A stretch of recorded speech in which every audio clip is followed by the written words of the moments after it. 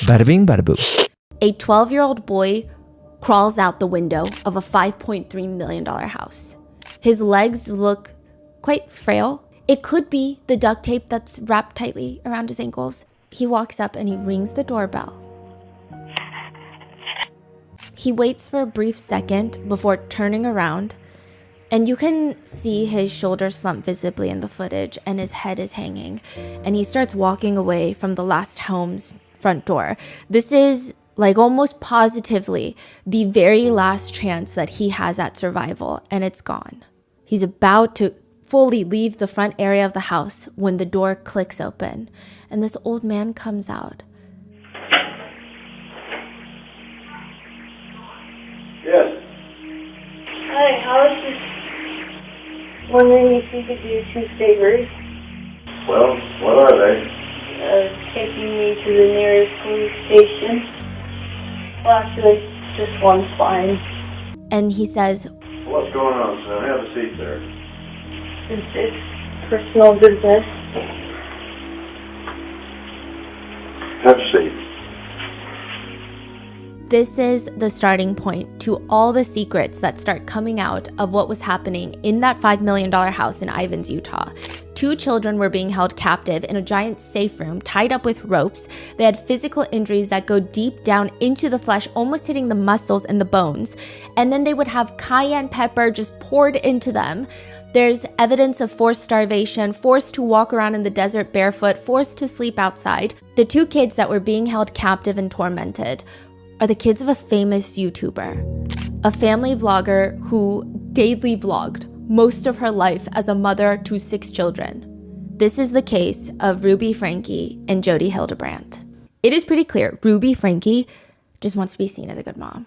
But it's not just enough for all of her family members to be like, Ruby, you're such a good mom. For her to walk into church and they say, Ruby, I don't know how you do it with 6 kids. That's not good enough. She wants to maximize the amount of praise that she gets, so she needs a larger audience. And that is the birth of the YouTube channel 8 Passengers. Kevin says, Ruby was effectively America's mom. She would confide to me that she was meant to be some sort of instrument in the hand of God. She was meant for something bigger than herself. The first video ever uploaded is of Ruby standing around the kitchen island, and she's got 5 kids with her. She's got the eldest daughter, Sherry. Then she has the son, Chad. Then she has 2 daughters and another son. And there's a cake in front of her, because it's a gender reveal. She's about to have her 6th and final kid. In the beginning, it's kind of cute and fun. Everybody's having a good time. All the kids are having a good time. They're making some YouTube money. They're buying a new van. They're getting a bigger house. And they would be on the highway in their billboard of a car. It's got the 8 Passengers bumper sticker. It's like a truck, honestly. It's like a bus. I mean, you gotta fit 8 of them. People would drive up on the side of the highway and start waving and freaking out because they're like, I watch you on YouTube. The 8 Passengers LLC was born. The kids were all employees. From then on, if they were ever to go on a family trip to vlog, they would want the kids to act like employees rather than, oh, we're just going on a family trip because now we can afford it and we're just gonna vlog here and there so that people can stay in the know. Kevin responds in the new Hulu documentary. All of that money, all of that payment came from one reason and one reason only, my kids. And we started watching the paychecks go from like $2,000 a month to $8,000 a month to $20,000 a month. And at our peak, $100,000 or more per month. But a lot of our viewers started feeling like the more Ruby grows, the less we like her. Kevin would later say the kids started to complain about everything, like, I'm bored. We don't want to film. We're so tired of doing this. It really began to concern Ruby. She would describe it as they were losing their light. This is the start of doomsday for Ruby Franke. Ruby is sitting up on the floor. She is leaned up against the wall with her son, Chad, and her other daughter on her other side. So she's in the middle. She's sandwiched and just vlogging. I'm like, you will do what I say. When Chad just casually mentions, he just says, my bedroom was taken away for 7 months and then you give it back like a couple of weeks ago. And Ruby just starts cheesing. Like she's got this big old gummy smile and she's like, I don't think our viewers know that. You didn't sleep I've been sleeping on a beanbag since October. And they gave my room back like 2 weeks ago. It's pretty funny, but now that I look back, I mean, it's pretty... But Ruby starts yelling. Oh, if you think it's funny, then that was 7 months ago. Maybe you need longer without a bedroom. No, it was not funny. But the saddest part is, in the background, you can hear Chad saying, and now I have no friends. You can play with friends. No, like I don't have friends. I don't have friends either. I don't even know where they live. They're pretty far away. So, summer goal, become the best athlete I possibly can. How do you feel about not having any friends? Sucks, but I don't feel safe or accepted in any friend groups. So. In this 18-minute vlog, 3 of her 6 kids express to Ruby Franke that they feel sad and upset because they have no friends. Interestingly enough, Ruby sees nothing wrong with this whole situation to the point where she's willing to post it online. Ruby uploads the final video, makes it live, and all hell breaks loose. 8 passengers? More like 6 prisoners. You've got to be kidding me. Ruby Franke is a disgusting mother. I hope you die in your sleep. These are the comments.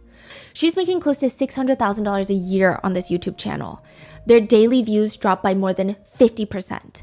And now, it's just like the floodgates to hell have opened. Chad says, we're basically canceled. Our views just like tanked. We lost like 90% of our income. Ruby does not self-reflect. She decides everybody is wrong. This is cancel culture. They're trying to harm her and her reputation. Either burn in hell, as I have told, or disappear off the face of the earth, and I'm not going anywhere. Ruby continues, the reason that we got canceled was because I was demonstrating, as I have done from day one, what a responsible mother looks like. What is the motive for the hate being thrown at me? I'm the antidote to these kids acting out, and they know it. Ruby was devastated. You have to remember, Ruby was America's mom. And then for her to be viewed as this abusive monster, it haunted her. And then from 2020, it just starts spiraling, like more vlog footage. She makes new vlogs that are controversial. Old vlog footage starts going viral. And she just becomes like a major topic of commentary channel. Her entire life is collapsing in like a few months. Netizens are still going through back catalogs of vlogs, downloading, watching, and timestamping every single strange thing that she's done, making a list to call CPS about. Ruby claims that there were like 1,000 calls made to CPS because of her. In one vlog, Ruby and Kevin are sitting at the dinner table with all 6 kids. Ruby pulls out a big trash bag, and it looks like it's filled with binders and journals. Chad tries to grab for it, saying, "That's my homework!" You have something in the bag that you would like out. You can pay cash for it. So you learn the value of your items. She points the camera at Kevin. Kevin thinks about it. You can do an equivalent value chore to get it back. What's it? And whatever isn't claimed by the end of the day goes in the garbage. Ruby decides her kids need to pay her to do their homework so that they can learn the value of their items. In one vlog clip, Ruby's little daughter, I would guesstimate she's maybe around 4 at this point. She's hopping down the stairs happily, but Ruby is shoving the vlog camera in her face, aggressively telling her, "We are going to the movies, so go get on your shoes." Yeah. So the little girl asks innocently, "What is it?" What is it? And Ruby's voice is so aggressive. Does it even matter? If someone asked me if I wanted to go to a movie, I wouldn't ask, what is it? Run and get your shoes or you're gonna not go. Ruby's thin lips are set in an even thinner line, and she just vlogs herself calling the babysitter in front of her kid to see if she can come and watch the little girl. Because the punishment for asking which movie they're seeing is to just not be able to go watch the movie at all. Whoa. She says, "Kevin, I'm not taking her unless she comes and gives me a huge apology." You come give me a hug and you come say you're sorry. No, again, where I can pay attention. It was not very thankful of you. I was excited and I told you to go get on your shoes and your jacket to see a movie. And you should say, okay, and be grateful. Instead of, well, what movie? Well, I don't know. Let me think about it. That's not very grateful, and I'm not going to take a girl who's not grateful. Can you show some more gratitude? Okay, give me a big hug. It's clear she's terrorizing her kids. But when the youngest daughter ends up experimenting with nail polish and evidently spilling some nail polish on the bath mat, it's not even a big deal. There's not even that much nail polish and it's on the bath mat. Ruby feels confused because the little girl decides she needs to hide for 30 minutes because she's that scared of her mom. Been missing. I found her! For 30 minutes. They finally find her under the bed where Ruby, quote, I guess if you want to call it playfully, but not really playfully, pulls her by the leg and drags her out. I mean, it doesn't look physically painful. It's just visually a lot. She says, you're going to have to write, I'm dead now because you're in so much trouble. Sometimes they would even be forced to do push-ups because they left their sock outside. You get your socks picked up and don't you leave your stuff out anymore. Run and go pick them up. And then give me 10 push-ups. 1, 2, down further. And people are digging all of these up. It feels like she doesn't care to support or help her children. So for example, one of the younger daughters was failing math. On that daughter's birthday, she gets gifted the Maze Runner book series. She's so excited to read it. She's been asking for this set for I don't know how long, okay? She's been begging for these books. And Ruby is letting her soak in the excitement of this. She's vlogging every second of it. And then she turns the camera to herself and she's got this like twisted smile on her face. I hate to do this to you on your birthday, but your math teacher has been telling us that you've been missing work and that you read all the time and you have an F in math. You can't just read till you catch up with your math. It's like she waited to give her the present, watch her get so excited until she's like, I want to go upstairs and read this right now. And then she's like, haha, joke's on you because you're failing math. She's overly strict. She has weird punishments. She's not attentive. And also, she borderlines dystopian. In another vlog moment, Ruby tells Chad that there's no texting at the dinner table. No texting at the dinner table. They force him to hand over his phone, which happens to be a flip phone. They gave him a flip phone. So Kevin, the father, starts reading out Chad's text messages to the girl out loud. Not just for his family, which is already embarrassing enough, but for the entire vlog. He said no. What is this? I really like you. Hold on. I did not say that. And this is, I'm assuming all of his friends are watching these vlogs. Yeah. It's very dystopian that they're mad at their son for texting at the dinner table whilst they, the parents, are vlogging. Humiliating. Yeah, vlogging and humiliating. Yeah. Notably, it's also very strange that the kids' social media accounts are heavily monitored or they're not allowed to have one. Meanwhile, Ruby posts every single part of their business on social media. She would even force Chad to smile for a thumbnail, which he clearly did not want to be a part of. And he tells her to her face, Smile. Chad, look at me. Hate smiling at lenses. Okay, let's go back. Ruby does not care as long as she gets her shot. Humiliation also becomes a big part of the vlogs. Ruby is holding the cameras. She's standing in the bathroom and she says, Has been asking all summer if she can shave her legs and armpits. Her daughter looks at her like she just betrayed her on camera. I never said that. I don't want to shave. You don't? No. But Ruby, being her kid's very first bully, she says, You don't? I think your armpits need to be shaved more than your legs do. Let me see. And she just reaches into her daughter's shirt to, I guess, see her armpit hair, to touch it. Other titles include At School, Wet My Pants, Bra Shopping with the Brothers, First Time Shaving.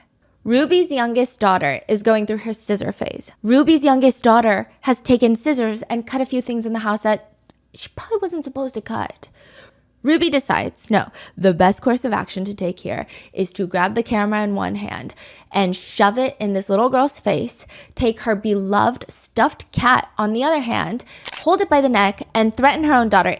One more thing in my house. I'm going to take the scissors, look at me, and I'm going to cut its head off. Grandma will be so mad. So what are you going to do? The girl looks genuinely stressed out. She looks like she's watching a hostage video because she is. She's 4 years old. This is her best friend. In another clip, one of the kids finally confesses that she spilled something in her backpack and therefore she ruined her backpack. It's unsalvageable. The way that she's holding her backpack while Ruby is vlogging her, she looks terrified. Her face is blurred for her privacy, but she keeps blinking and scrunching her nose, and those seem like very intense, anxious coping mechanisms for high anxiety. While her daughter is clearly in distress, Ruby says, The camera's rolling, so I can't get that mad. It helps keep me under control. One of the most damning clips of Ruby, though, is of her in the car vlogging. I just got a text message from youngest daughter's teacher, and she said that she did not pack a lunch today. And can I bring over a lunch to the school? But I responded and I just said, was responsible for making her lunches in the morning, and she actually told me she did pack a lunch.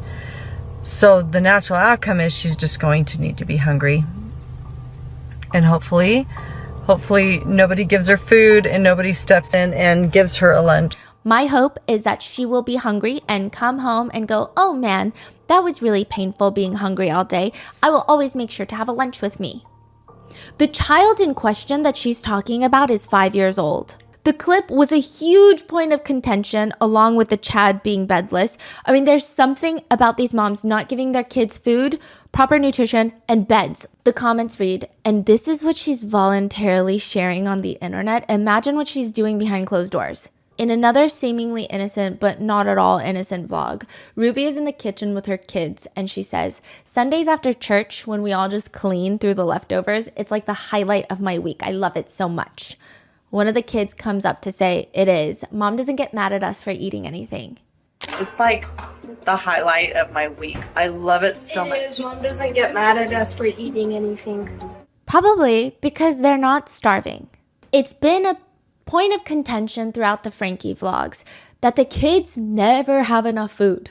Every single meal that Ruby shows online is neither nutritious nor filling, and it does not appear that the kids have free access to food.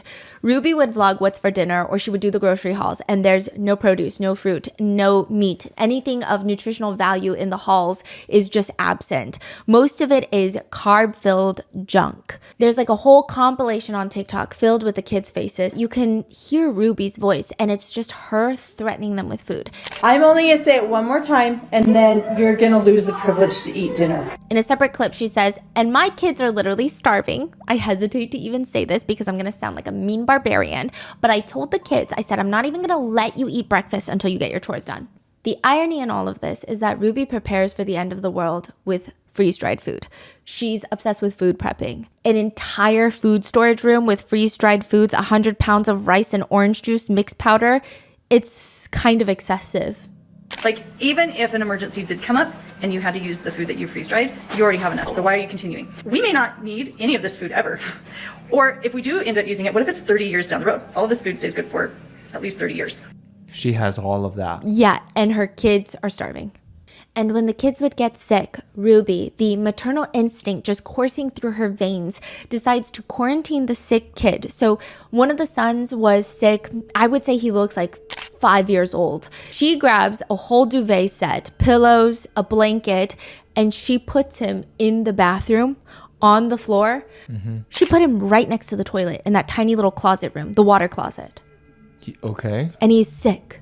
His whole face is red. Why? No, because... Just quarantine the kid in the toilet. Yes. But it's also the way that she's mentally raising them. In a separate interview, she shares a story where she has no sense of self-awareness of how cruel she is. She says, a year ago, my daughter was saying her prayers. She was 6 years old at the time. She was saying her prayers, and she said the cutest thing. I thought it was so cute, and I started laughing. She said, Dear Heavenly Father, please help me to survive. And I thought it was so cute. And I just thought it was so cute. It took me off guard, and I just kind of giggled a little. That's not funny. That's alarming. She's 6. She should be praying for an American Girl doll, not for basic survival. Which Chad already did in the wilderness when he went to Anasazi. He was praying for basic survival. The whole Anasazi saga is a whole thing. Kevin says, now you're probably wondering what the heck we're talking about. Chad today has just entered the Anasazi Foundation Wilderness Therapy Program. He's going to spend the next 8 to 10 weeks living in the desert mountains of Arizona. These teenagers are thrown into the wilderness. They're forced to fend for themselves because they don't listen to their parents at home. Some of these kids were kidnapped to be here. The wilderness camp, if they feel like you're not gonna come willingly, consensually, your parents can sign a little slip and they will come kidnap you in the middle of the night. It's basically a desperate cash grab targeted towards parents who don't know how to raise a teenager. And they decide the best solution in all of this is, what if we just don't raise them? What if we just send them into the wilderness for 2 months straight? And this was a recommendation from his new therapist, Jody Hildebrandt, the Anasazi therapy program. Kevin says, the idea with wilderness therapy is that you can survive with these peers in the wilderness with nothing more than the clothes on your back and a couple of field supplies. Then there's nothing in this world that you can't tackle. Ruby says, they don't even sleep in tents. They sleep on the bare ground. He's going to mature out there. He's going to have a lot of growth and a lot of time to think and really decide the quality of person he wants to become. I'm really proud of him. I'm really excited. They said it's like the real wilderness out there. There's snakes, there's bears, there's coyotes, cougars, like it's the real deal. Kevin butts in. We want Chad to have some of those experiences. I think Close Encounters would be good for him. And he'll come home and he'll be like, dude, I survived and there were bears. I can do anything. I'm not scared at all about that kind of stuff. What I lose sleep over is when kids start self-sabotaging their own efforts. I'm scared of self-sabotage? It's like the most bizarre fear. When Chad gets back, Ruby makes Anasazi the only thing that he can talk about. She forces Chad to talk over and over about his experiences, which it doesn't appear like he had a great experience. Even if he did, I'm sure it's still a sore spot. They not only sent him, but they paid over $10,000 to send him. What? Yeah. The worst part is when Chad gets back, Ruby has this whole vlog dedicated to surprising him with his room and trying to make it homey. She covers the entire room in Anasazi memorabilia. Since then, unseen footage of Ruby filming vlogs has come out. So it seems, like I said, the family has given over 1,000 hours of unseen footage to the documentary makers. And there's some pretty terrifying stuff in the unedited footage. In one video, she's sitting at the bottom of her bed and she has the aura of a kindergarten teacher that I would not trust my hypothetical children around. This jar is holding 100 marbles.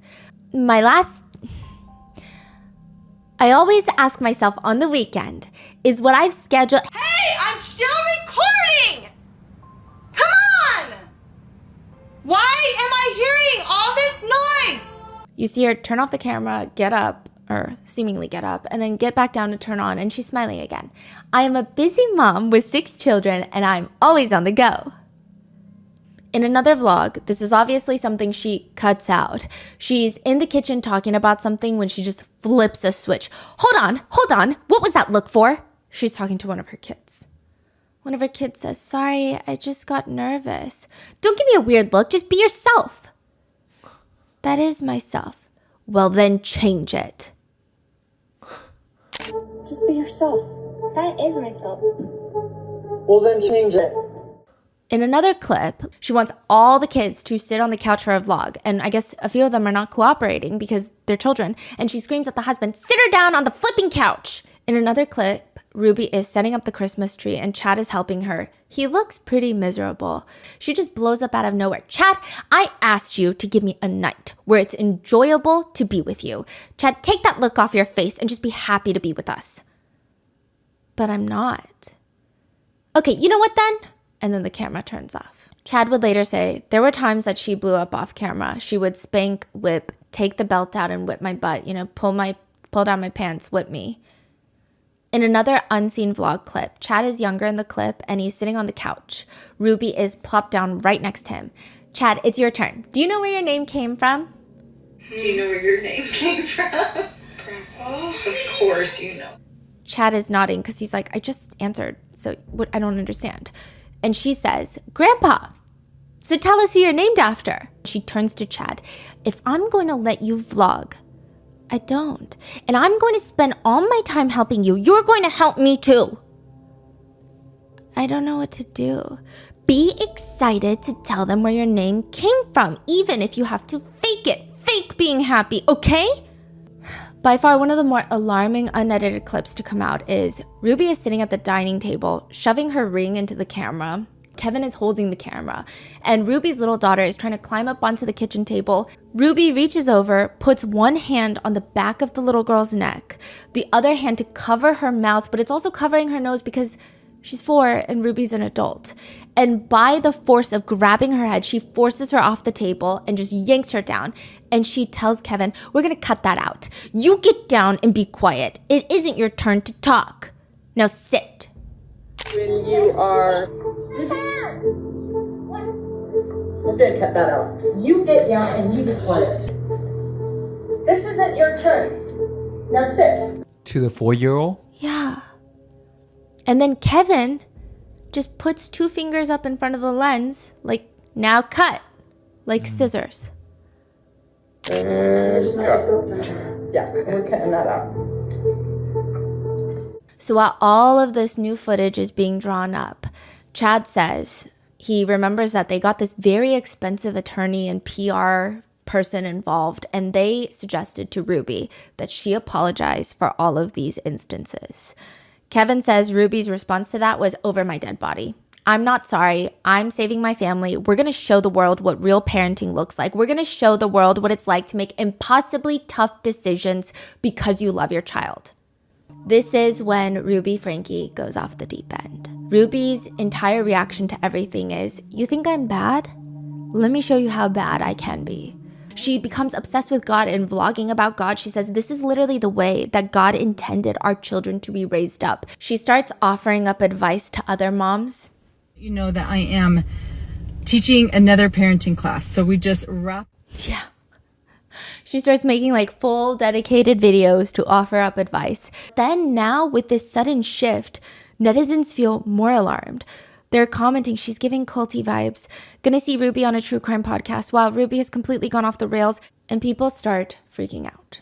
Neighbors also notice that there were changes in the kids. They say around this point, the kids had been pretty bubbly up until this, but now they were very withdrawn and very seldomly seen out of the house.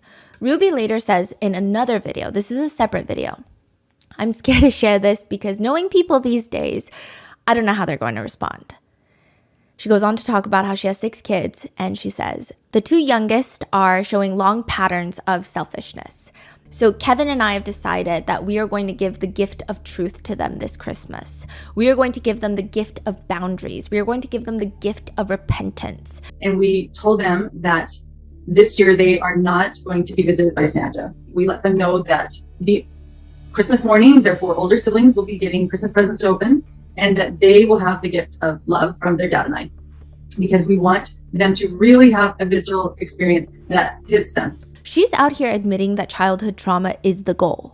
And this is when Ruby ditches her entire 8 Passengers YouTube channel and starts strictly posting about being a, quote, mom of truth. She changes the channel name.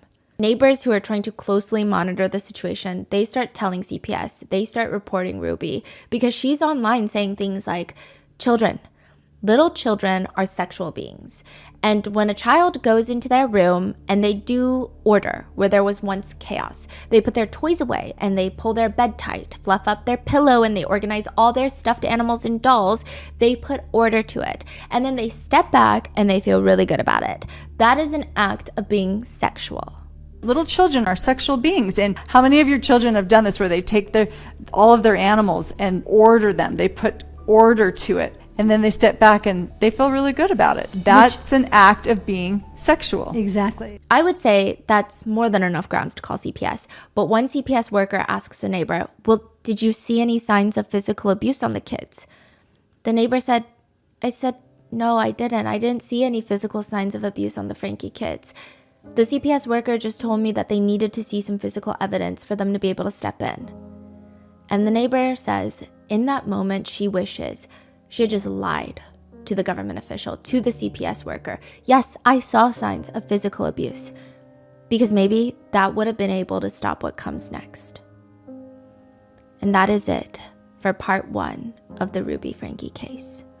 Let me know your thoughts and make sure to check out Sherry's book. Stay safe, and I'll see you in the next one.